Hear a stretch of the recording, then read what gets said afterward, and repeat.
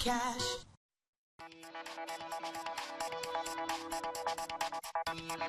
Good evening, I'm political editor Dennis Welch, and this is Politics Unplugged, and today we are talking firefighters. They are some of the most admired and respected public servants, but some wonder if they're using that respect unfairly in elections and in public policy. Tonight, a closer look at the politics of firefighters. And joining us to talk about this issue is Glendale Councilwoman Joyce Clark and Jonathan Riches from the Goldwater Institute. Thank you very much for being here. We did invite someone from the Phoenix Firefighters Union to come on and participate in this discussion, but they did decline. So just want to start off with a report that was a few weeks ago in the Arizona Republic that political action committees representing 31 firefighters unions donated more than $250,000 to 59 city council and mayoral candidates in 2015 and 2016. More than half of that going to 10 to 8 people, retired firefighters. Now, on the surface, it definitely looks like firefighters are trying to influence elections now, doesn't it? Yeah, I think without question.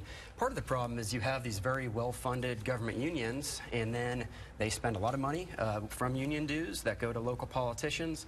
Those local politicians then negotiate contracts with those very same unions, often conferring lavish benefits on the very same people who got them elected. I was going to ask, what do you think the ultimate end goal is here with what they're trying to do? Well, you know, it's to protect their interests, and oftentimes it's to negotiate contracts with pretty strong benefits for them. Now, Ms. Clark, you found yourself on the other end of firefighters. Now, what is that like? To kind of take us into that.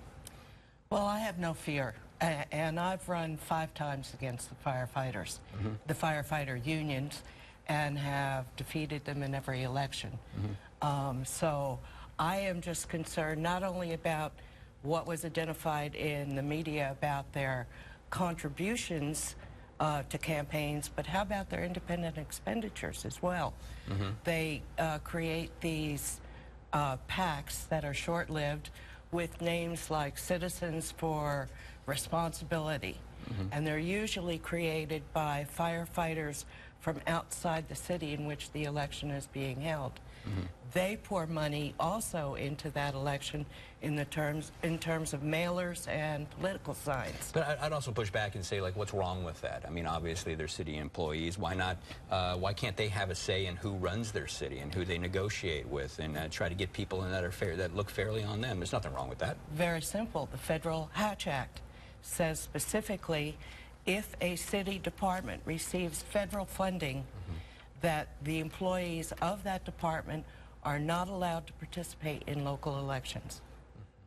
You care to respond to that? I mean, why can't firefighters go out and campaign? I mean, it certainly is their right to do so. Yeah, I agree with you. It is their right to do so. I do agree there's a good point, though. Under federal law, federal employees are prohibited from doing this. I come at this from the perspective of the military. When I served, military members aren't even allowed to engage in any sort of electoral politics. You know, if it's good enough for our military, maybe it should be good enough for our public safety officials. But, you know, all that said, part of the problem with this is there's a little bit of an unseemliness where you have a PAC in Tucson supporting a candidate in Sedona or in Phoenix, and that just seems a little underhanded. And it's also pretty powerful, too, when they come out in campaigns, say, against you for an opponent of yours, and, you know, they go out and they campaign in their union T-shirts, and they look very much like firefighters when they knock on your door. They're not supposed to do it locally, but at least in my jurisdiction, I've found that volunteers that work for the local fire department will go out and campaign for a candidate.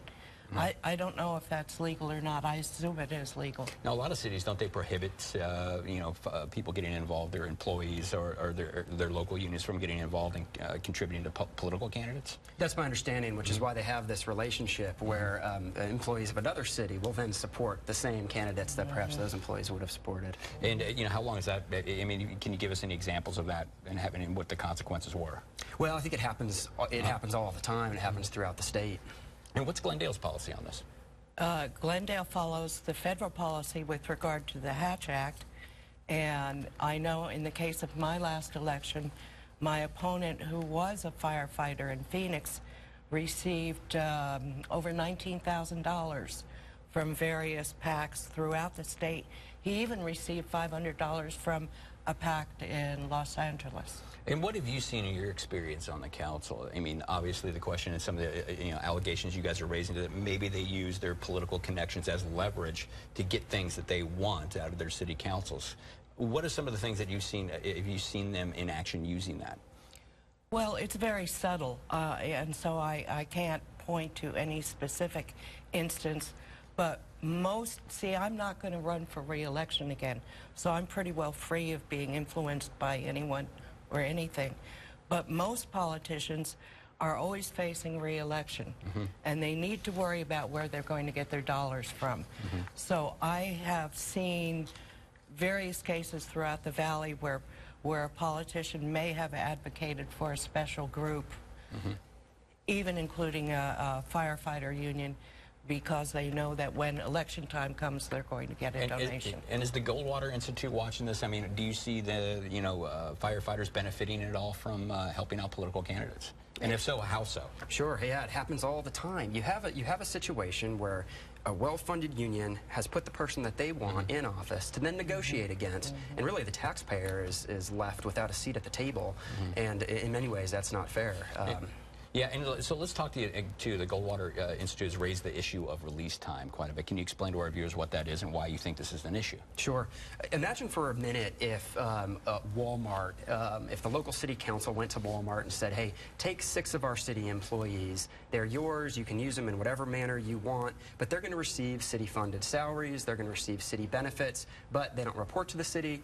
They're yours. I think if something like that happened, there would be pretty quick pretty quick response to that. That's happening in a practice called release time, where cities throughout the country, including here in Arizona, are paying city workers to be released from the very important jobs that they were hired to do to go and work exclusively for government unions where they do things like lobbying, political activities. Well, they could be saying, too, they're also going out there and advocating for their employees, for their workers there. And why shouldn't firefighters have a voice somewhere advocating on their behalf? They should, but that should be voluntarily financed. The taxpayer shouldn't be paying for those sorts of activities. If they want a union organization that's going to advocate on their behalf, then that should be paid for with union dues. But then again, though, it should be on their behalf. But this is a pretty big job. This is an important, and all-encompassing issues that you're dealing with here. I mean, they're going to need time to go out and advocate for firefighters. I mean, police unions do the same thing as well.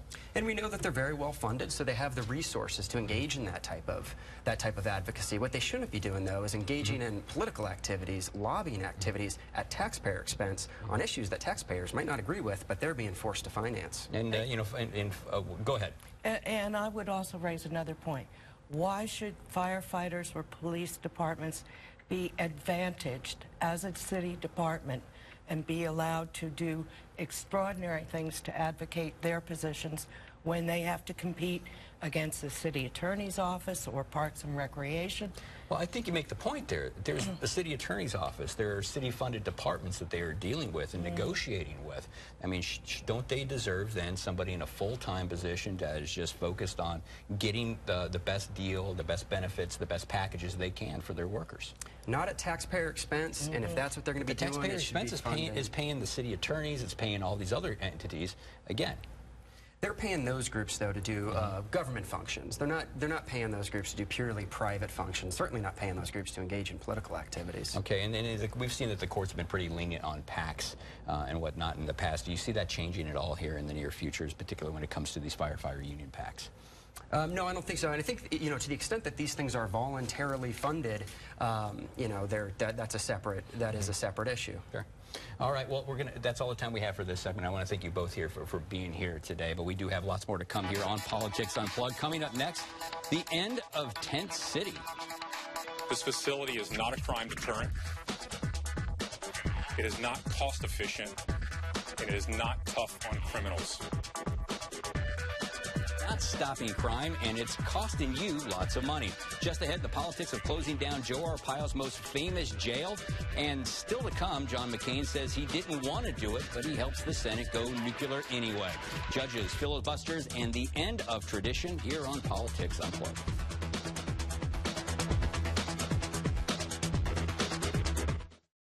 I'm Bob. I'm Cheryl. And we live in North Scottsdale. I work for a construction company in downtown Phoenix. I was a nurse for 30 years. We don't have a snooze button. We have a great day coffee button. Watching Good Morning Arizona. I just believe that there's a right mix of people on that show.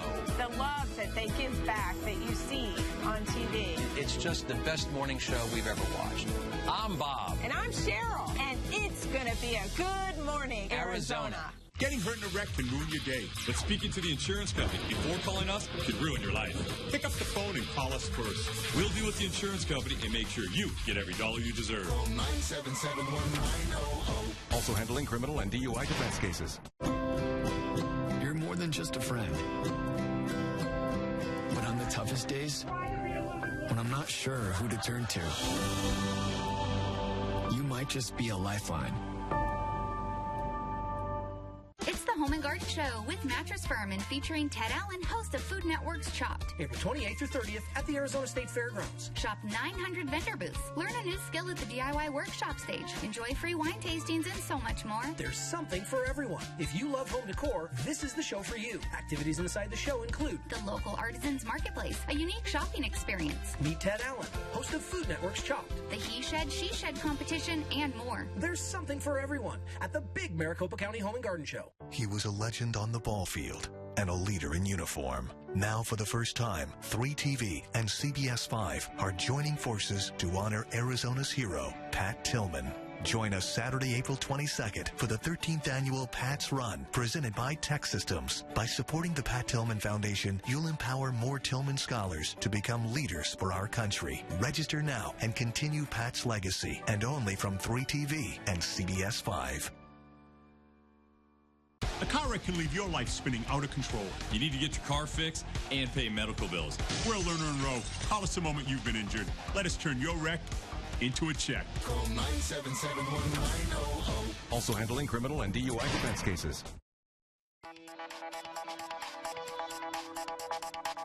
And welcome back to Politics Unplugged. And there are lots of big developments this week, especially here in Maricopa County. Joining us now to talk about this is attorney and commentator James Goodnow. Thanks a lot for being here. And I just want to kind of just dive right in here and start talking a little bit about Tent City. Former Maricopa County Sheriff Joe Arpaio described it as a place inmates did not want to be. He said it was a crime to turn, and once bragged that temperatures inside the tent reached 145 degrees in the summer. But this week, the current sheriff, Paul Penzone, said he was shutting it all down. Let's take a listen to what he had to say about that.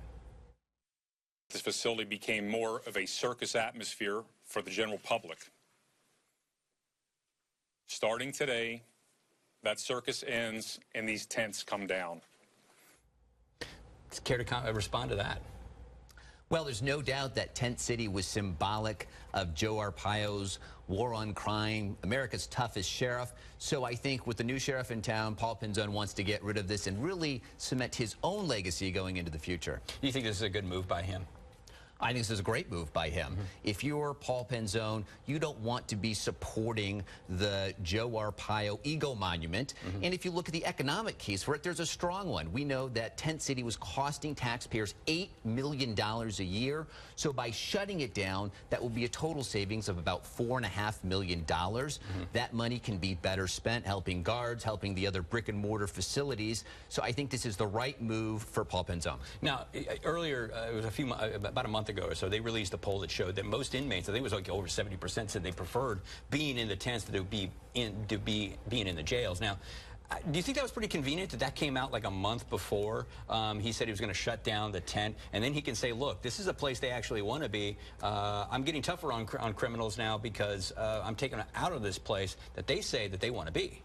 Well, Paul Penzone has had a lot of time to think about this, so he certainly papered this the right way. He put together an advisory council of 13 people that studied this, that looked at this issue, and concluded exactly what you said. Inmates want to be in the tent city. So Joe Arpaio, who said this is a deterrent, this will stop people from committing crimes, not so when you look at the facts. They actually want to be in this facility. And if you look at the occupancy of it, right now, it was originally designed back in 1993 to deal with overpopulation problems in the jail system. Well, now, in the last several years, it's been at about 1/3 to 50% occupied.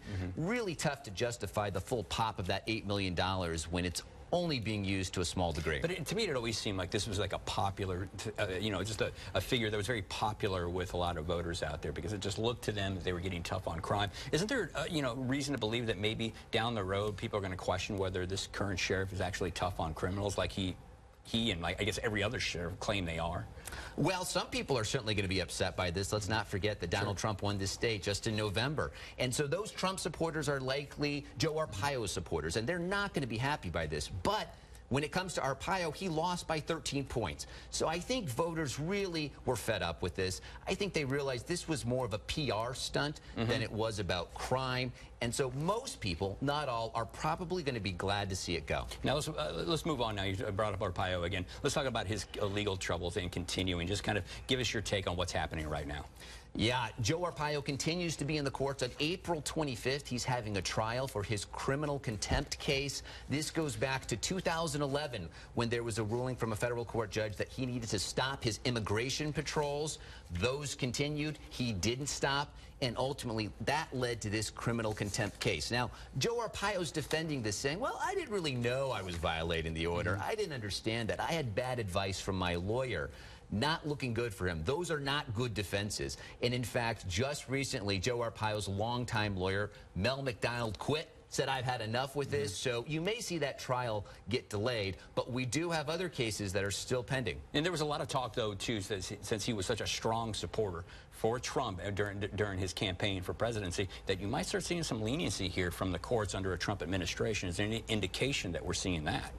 Probably not. Right now, the cases are so far along, I think it's unlikely that you'll see these get dropped. I think they're going to move forward. We still have the taxpayers footing the bill for the racial profiling case that has gone on, and we had $400,000, in fact, just allocated this week for that. So big bills piling up, big court dates ahead for Joe Arpaio. And what do you think is the next big moment for him coming up that people should be watching for? Well, it's going to be all about what happens here. This is a bench trial, so we have federal judge Susan Bolton, who will be hearing the evidence. Joe Arpaio is really trying to keep his campaign statements out, where he was slamming the judiciary, slamming the court system, acknowledging, in fact, that he violated this orders. Now, in this trial, he's saying, let's not listen to that. Let's ignore what I said there. I think that's a pivotal decision coming up by Judge Bolton. I think it's going to be difficult for Joe Arpaio to escape conviction here. Let's stick with the courts, but let's go up to the high court here, the highest court in the land, Supreme Court. Now, we saw last week that the Senate went ahead and used the nuclear option. They went ahead and did that, ending the filibuster and moving forward on the Gorsuch nominee. Your thoughts about this? Are Republicans being short-sighted about this, or are they looking long-term? Well, I think both parties are being short-sighted. Frankly, let's not forget, this started back in 2013 when Harry Reid, Senate Majority Leader with the Democrats at the time, invoked the minor nuclear option that allowed lower federal court judges to be confirmed with a simple majority. That ticked off Republicans, that ultimately caused them not to give Merrick Garland a confirmation hearing, which continued these escalating tensions to the point now where this nuclear button was pressed. Now, give us your thoughts here real quick then on Gorsuch and how he may come down on immigration. May not be as hard line as some people might think on this. That's exactly right. Ground zero for immigration here in Arizona. I think people might assume that as Donald Trump's nominee to the Supreme Court, he will be tough on immigration. He'll be deporting people. It'll be the Wild West on the Supreme Court.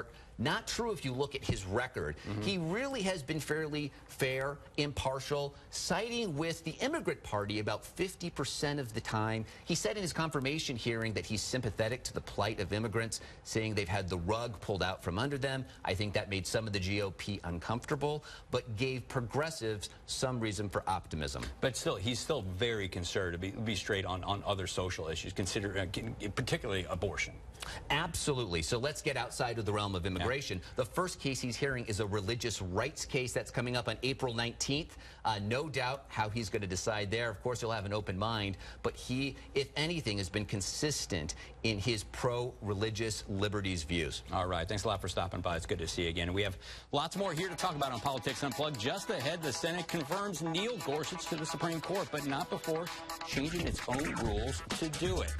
Plus, Donald Trump says attack, a shift in strategy for Syria here on Politics Unplugged. This is all that was left from my accident. And that wasn't even the worst part. Whew, the pain in my neck and back was gnarly. Nobody plans to be in an accident, but unfortunately they happen. If you're suffering in pain, call Emergency Chiropractic. They will treat you with no deductibles, no copays, and no out-of-pocket costs.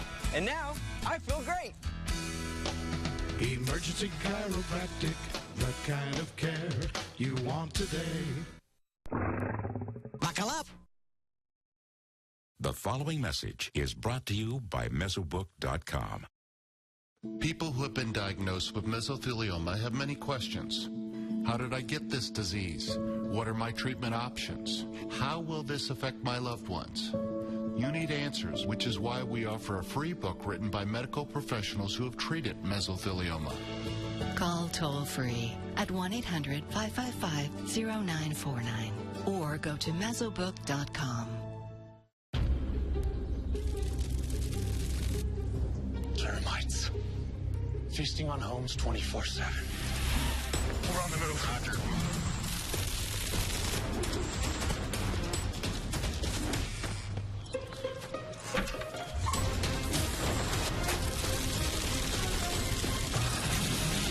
Hey, Rick, all good?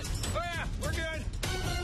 We're good. Termites never stop trying to get in. At Terminix, we never stop working to keep them out because they can cause thousands of dollars in damage. Call Terminix now to schedule a free termite inspection. As America's leading termite control provider, we'll do whatever it takes to stop them in their tracks. 100% satisfaction guaranteed. To schedule a free termite inspection, call 1-800-996-5869 and protect your home. And if they ever do come back, so will we. To schedule a free termite inspection, call 1-800-996-5869 or visit Terminix.com. Terminix, defenders of home. Come on, Grandma, let's go play. Sorry, girls, not today. Aw, but you always say that. I know. What are your legs telling you? Tiredness, pain, and discomfort can be signs of an underlying vascular disease. If left untreated, it could lead to further problems. Relief is here. Call Arizona Vein and Vascular Center to schedule your free visual vein screening with a board-certified specialist today.